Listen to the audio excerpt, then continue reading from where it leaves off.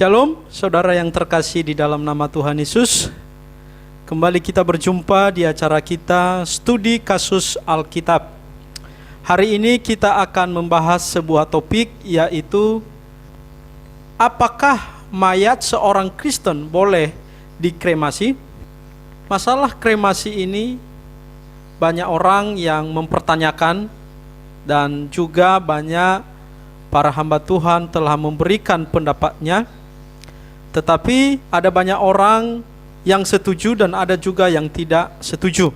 Tetapi salah satu alasan yang sangat mendasar kenapa saya membahas topik ini secara khusus, ketika saya pulang kampung, lalu ada seorang kakak bertanya kepada saya, karena di kampungnya salah seorang saudara telah meninggal di Surabaya. Lalu dia bertanya kepada saya, apakah kremasi itu atau pembakaran mayat itu boleh atau tidak? Karena Bapak Ibu, kalau budaya di Nias itu tidak boleh melakukan pembakaran mayat bagi orang yang sudah meninggal. Dianggap tidak sopan atau sesuatu yang tidak berkenan di hadapan Tuhan. Pada saat itu saya berkata berterus terang, karena masalah orang meninggal ini saya sangat erat hubungannya dengan tugas seorang pendeta atau tugas seorang hamba Tuhan. Dan apalagi kita adalah orang-orang yang belajar tentang teologi, tentunya kita memberikan pandangan-pandangan untuk tidak membingungkan atau untuk tidak meresahkan jemaat-jemaat Tuhan. Dalam memahami masalah kremasi ini, ada dua pendekatan yang dipakai oleh orang untuk menentukan atau menyimpulkan boleh atau tidaknya. Pertama adalah dilihat dari sisi etikanya. Tetapi yang dimaksudkan di sini adalah bukan etika Kristen, tetapi etika secara umum.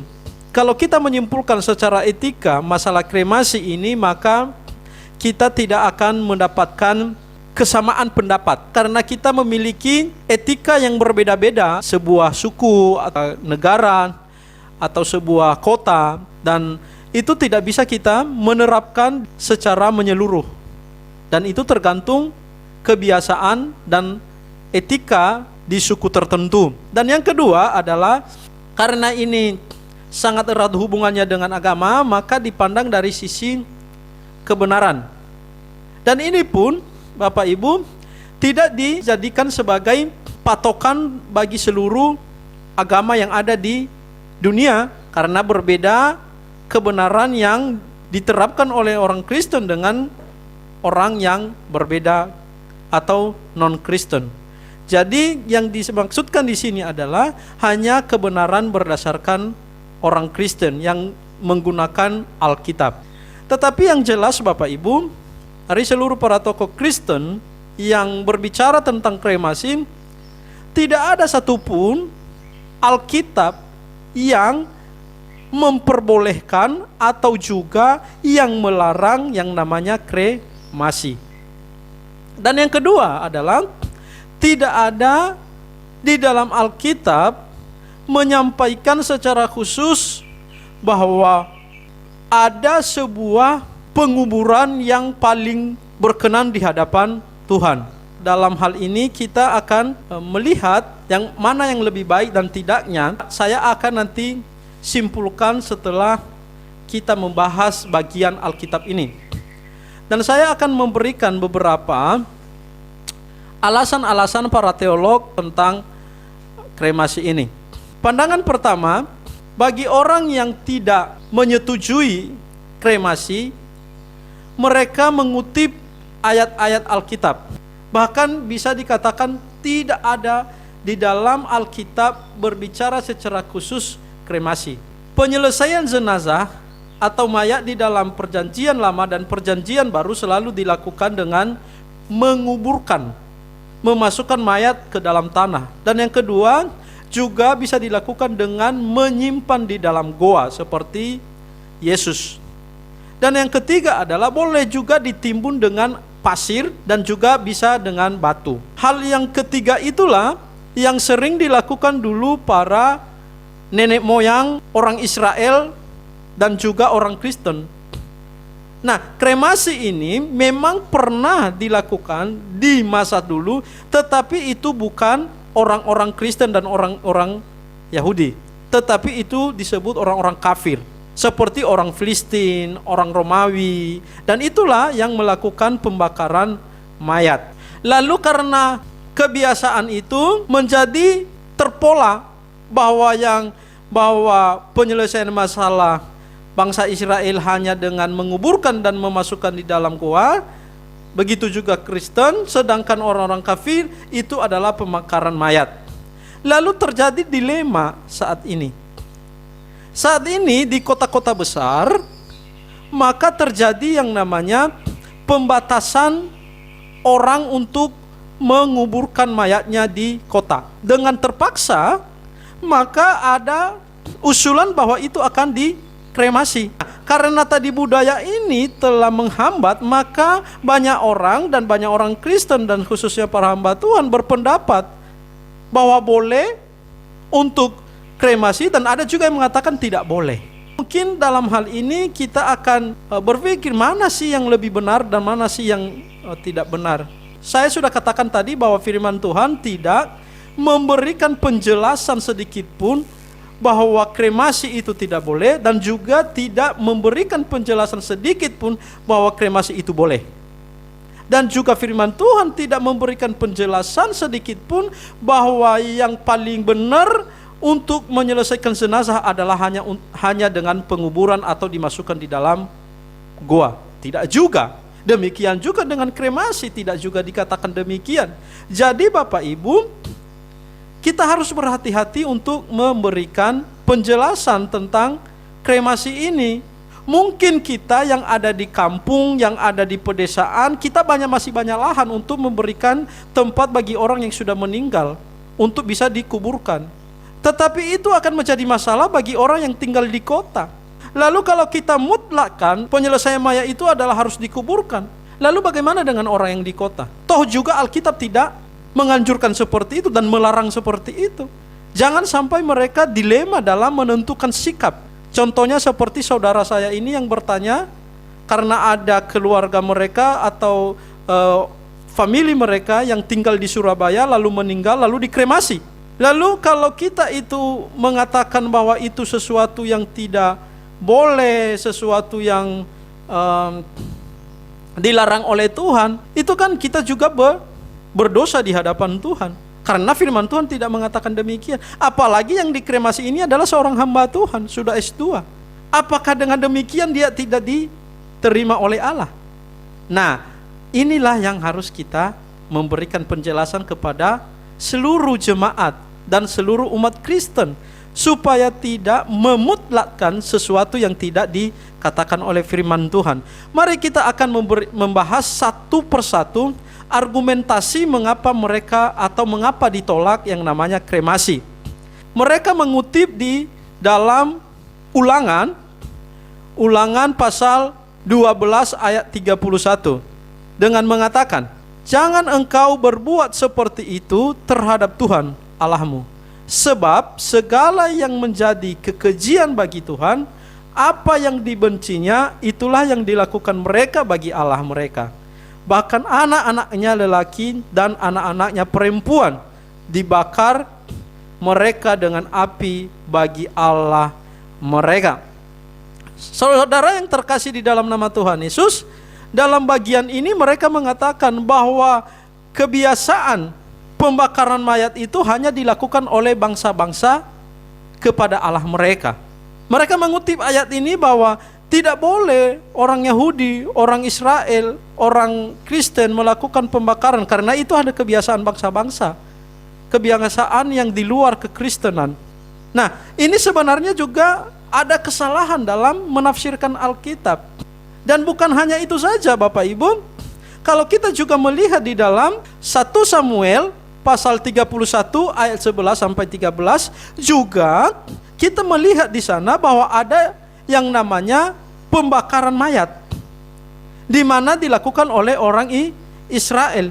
Mari kita baca di dalam ayatnya yang ke-11 itu, ketika penduduk Yabes Gilead mendengar tentang apa yang telah dilakukan oleh orang Filistin kepada Saul, maka bersiaplah segenap orang gagah perkasa mereka berjalan terus semalam-malaman, lalu mengambil mayat Saul dan mayat anak-anaknya dari tembok kota Betsean. Kemudian pulanglah mereka ke Yabes dan membakar mayat-mayat itu di sana. Mereka mengambil tulang-tulangnya lalu menguburkan di bawah pohon tamariska di Yabes. Sesudah itu berpuasalah mereka 7 hari lamanya. Orang-orang Yabes pernah melakukan pembakaran mayat terhadap raja orang Israel, yaitu Saul dan anaknya.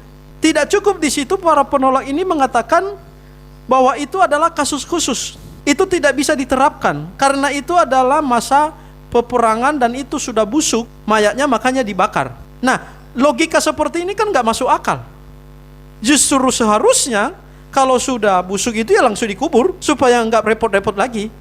Itu yang pertama. Yang kedua, justru Bapak Ibu, kalau kita melihat konteks yang mereka berikan di dalam Ulangan 12:31, justru tidak sesuai konteks. Karena tujuan kremasi adalah bukan untuk mempersembahkan orang kepada Allah atau menjadi korban persembahan.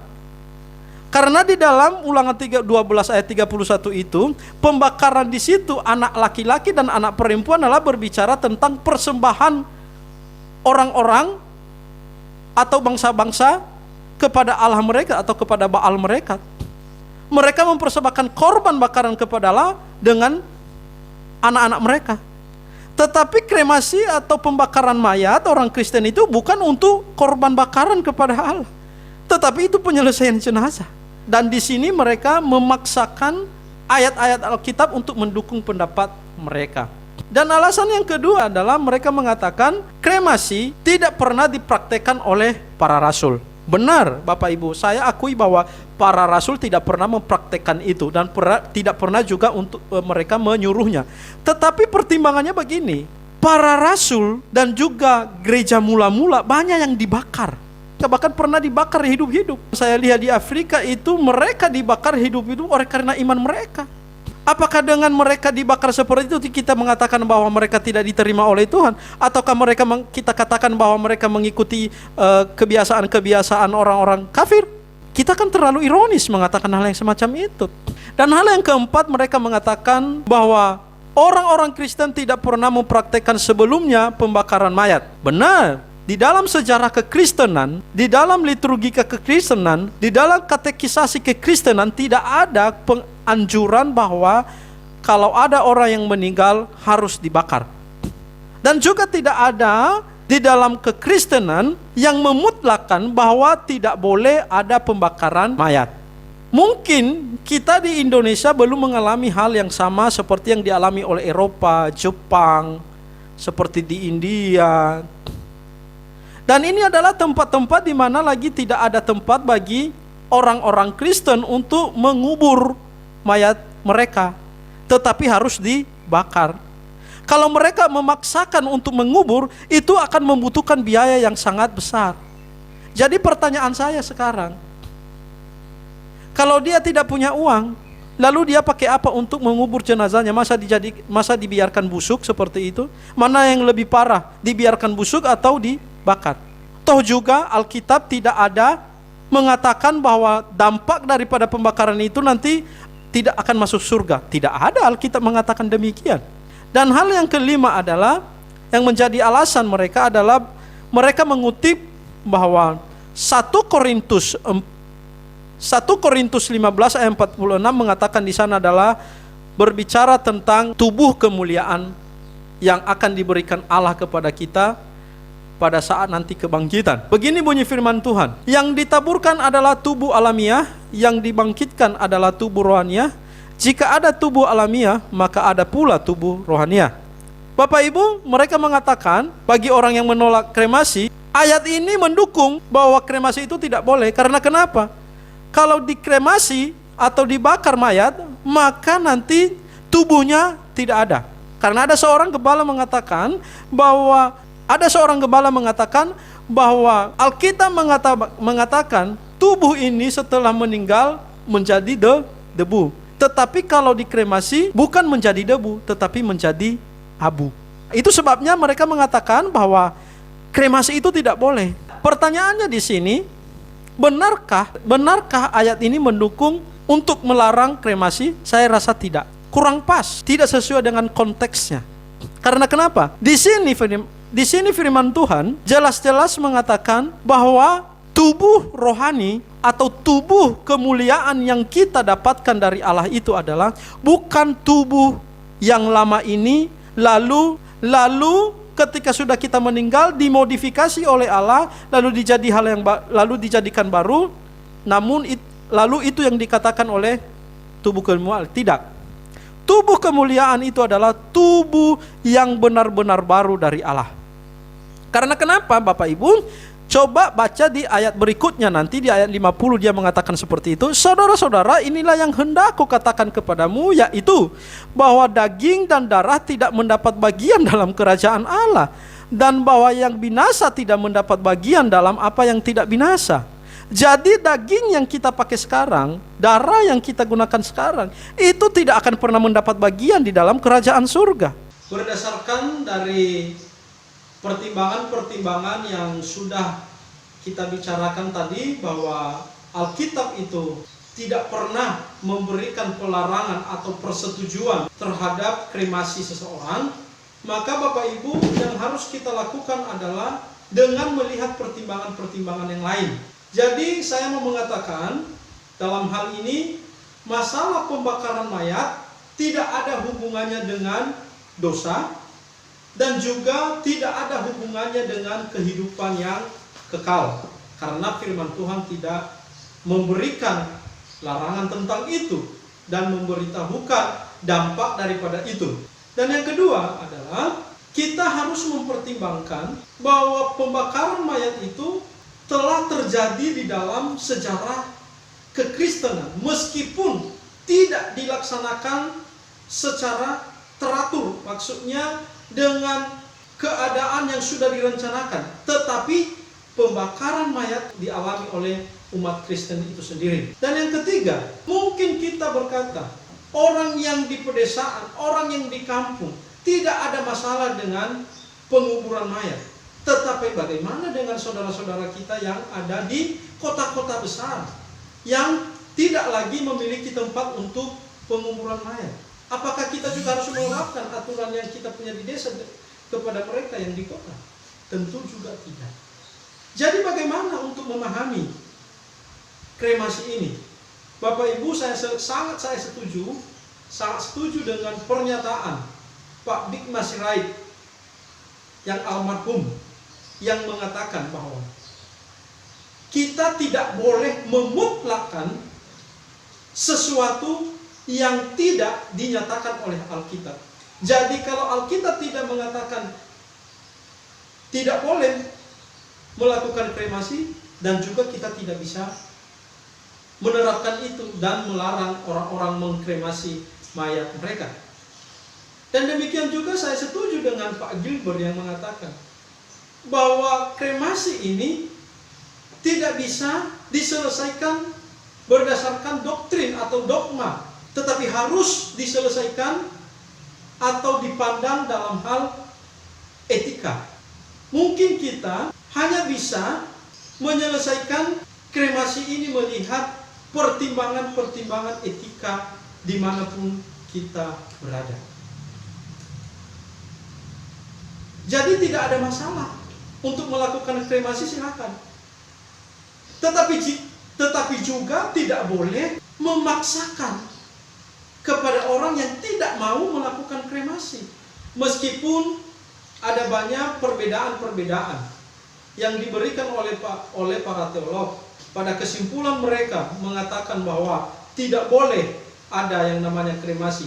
Tetapi kita harus juga mempertimbangkan pertimbangan-pertimbangan yang lain, di mana yang diberikan oleh para teolog kita yang mengatakan boleh dilakukan kremasi. Saya mengatakan bahwa kremasi ini dapat dilakukan oleh orang-orang Kristen, tetapi kembali kepada orang yang bersangkutan atau kepada keluarga yang duka. Biarkan dia diberikan pilihan mana yang terbaik. Kalau dia sanggup untuk membeli tanah, ini khususnya berbicara di kota. Kalau dia sanggup untuk membiayai, menguburkan mayatnya, silahkan. Dan demikian juga kalau dia ingin memilih untuk dibakar atau dikremasi, silahkan. Karena kremasi tidak membuat orang berdosa dan juga tidak membuat orang hilang keselamatannya atau hilang kehidupan kekal yang sudah dijanjikan oleh Allah. Itu sebenarnya yang paling penting, Bapak Ibu. Tidak selamanya Bapak Ibu firman Tuhan itu menceritakan segala sesuatu yang terjadi di dunia ini. Firman Tuhan mengatakan di dalam Yohanes pasal 21 ayat 45 mengatakan bahwa masih banyak hal yang dilakukan oleh Yesus semasa dia masih di bumi tetapi tidak diceritakan. Kenapa? Karena tidak terlalu penting, tidak terlalu esensial untuk diceritakan. Demikian juga masalah kremasi. Jadi kita tidak boleh memperdebatkan hal itu karena tidak terlalu penting, tidak ada hubungannya dengan dosa dan tidak ada hubungannya dengan kehidupan kekal. Jadi bagaimanapun kamu melakukan, mau membakar, mau menguburkan, mau kamu masukkan di gua, mau kamu timbun dengan batu dan pasir, sah-sah aja dilakukan hal semacam itu. Bahkan kalau kita melihat yang lebih parah adalah orang yang meninggal di tengah laut. Bahkan itu tidak akan tersisa tubuhnya, dimakan oleh ikan dan tidak ada tulangnya pun. Semua ludes. Dan toh juga pada saat itu nanti Tuhan akan mengembalikan tubuh mereka menjadi tubuh kemuliaan yang benar-benar sempurna di hadapan Tuhan. Jadi kita tidak boleh memutlakkan bahwa kremasi tidak boleh. Dan juga kita tidak boleh memaksakan kehendak orang atau memaksakan orang untuk melakukan kremasi. Karena sekali-kali kita melakukan pemaksaan, itu juga akan menjadi batu sandungan. Karena kenapa? Kalau itu bertentangan dengan kebiasaan dan budaya di setiap suku, di setiap negara, dan di setiap daerah yang mempercayai atau juga menghargai mayat orang. Seperti di mana? Seperti di Nias, seperti di Batak, seperti di Toraja. Itu sangat-sangat mereka menghargai. Apakah kita menyembah? Tidak. Meskipun ada sebagian orang yang memiliki keyakinan semacam itu. Tetapi tidak semua orang Kristen memiliki keyakinan semacam itu. Tetapi bukan masalah situasi dan bukan masalah keadaan yang membuat kita mengharuskan untuk kremasi. Tetapi memang firman Tuhan tidak melarang dan tidak juga menganjurkan. Dan firman Tuhan tidak juga memberikan penyelesaian jenazah yang lebih baik. Dan disinilah yang paling inti adalah bahwa tidak ada hubungannya dengan dosa dan juga kehidupan yang kekal. Semoga materi kali ini memberkati kita semua. Jangan lupa Bapak Ibu, subscribe, like, dan share. Juga berikan komen kalau ada Bapak Ibu yang pengen untuk dibahas atau sesuatu atau kasus-kasus yang berbicara tentang Alkitab. Silakan masukkan di komen, nanti kita akan membahas bersama-sama. Demikian, Tuhan Yesus memberkati.